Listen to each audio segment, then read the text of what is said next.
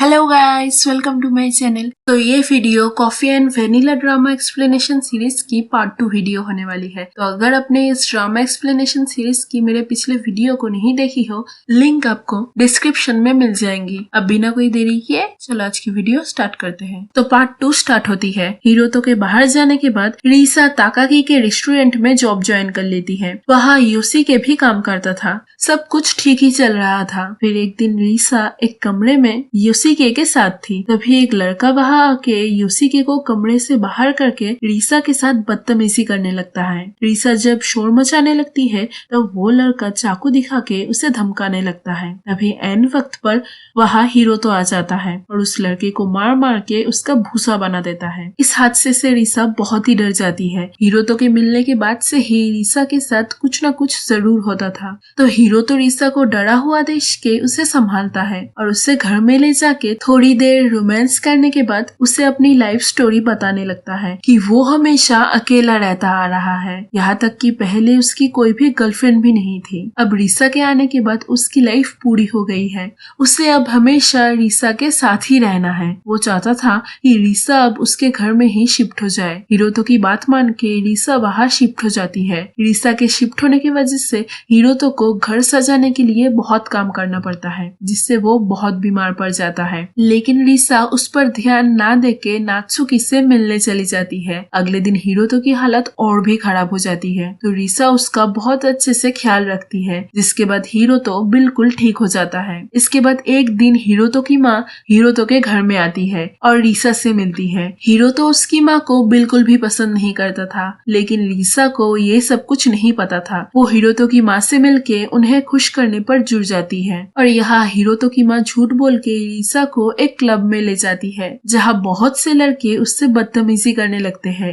हिरोतो की माँ ये सब कुछ अपने आंखों के सामने होते हुए देश के भी कुछ भी नहीं करती। तो इस सिचुएशन से निकलने के लिए रिसा हिरोतो को कॉल करके वहाँ पर बुलाती है। रिसा की हालत देख के हिरोतो उसकी माँ को बहुत कुछ सुनाता है और उन्हें उसकी जिंदगी से चले जाने बोलता है। हिरोतो की माँ एक ही शर्त पर उसकी जिंदगी से बाहर निकलने के लिए राजी होती है कि हिरोतो को एक दिन के लिए उसके बार में होस्ट बनना पड़ेगा। इस पर हिरोतो राजी हो जाता है और होस्ट वाले कपड़े पहन के आ जाता है। हिरोतो के ऊपर तो पहले ही लड़कियां मरती थी। होस्ट बनने के बाद और भी लड़कियां उसके प्यार में पड़ जाती है और उस पर लाइन मारना स्टार्ट कर देती है। ये सब कुछ देख के रिसा को बहुत जेलसी होती है और वो हिरोतो को ये सब कुछ छोड़ के घर चले जाने बोलती है। रिसा की बात मान के वो दोनों जब घर जा रहे होते हैं तभी हिरोतो की माँ बेहोश हो जाती है, जो देख के वो दोनों ही रुक जाते हैं।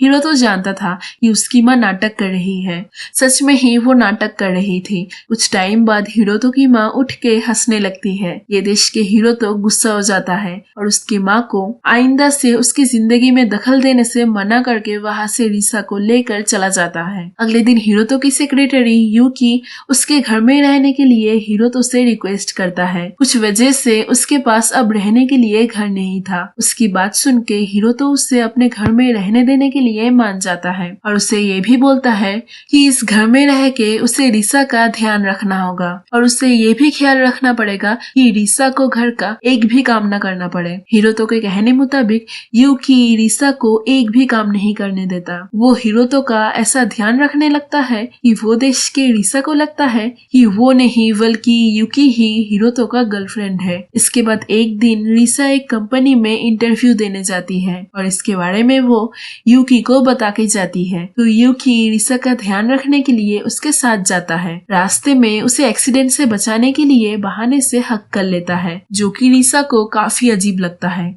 इंटरव्यू देने के बाद कंपनी से रिसा के पास कॉल आता है कि वो सिलेक्ट हो गई है और अब उसे एक जगह पर अपनी डॉक्यूमेंट्स लेके आना होगा। ये जान के रिसा खुश होकर तुरंत वहाँ जाने लगती है।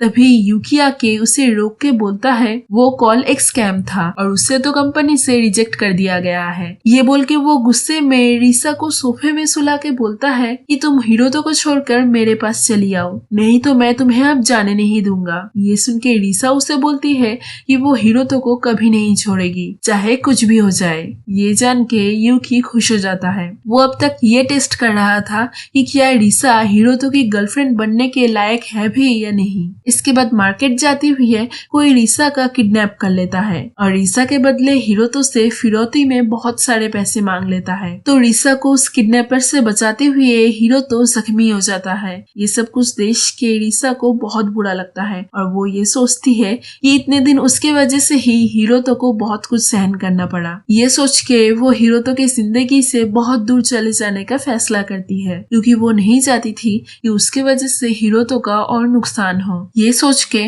वो अगले दिन हिरोतो का घर छोड़ के चली जाती है। ठीक होने के बाद हिरोतो जब रिसा की छोड़ी हुई चिट्ठी और रिंग देखता है तब उसे लगता है कि रिसा शायद अपनी मर्जी से चली गई है, इसलिए वो उसे रोकने नहीं जाता। रिसा घर वापस जाके नात्सुकी को सब कुछ बताती है और उसे ये भी बोलती है कि उसने डिसाइड किया है कि वो अब अरेंज मैरिज करेगी। नात्सुकी को पता था कि रिसा मन ही मन में अभी भी हिरोतो को ही चाहती है, इसलिए वो उसे समझाती है कि उसे हिरोतो के पास वापस चले जाना चाहिए, लेकिन रिसा नहीं मानती। कुछ दिन बाद रिसा कहीं जा रही होती है कि तभी हिरोतो के कैफे के बाहर आके वो ठहर जाती है और वहाँ हिरोतो के साथ बिताए हुए पलों को याद करती रहती है।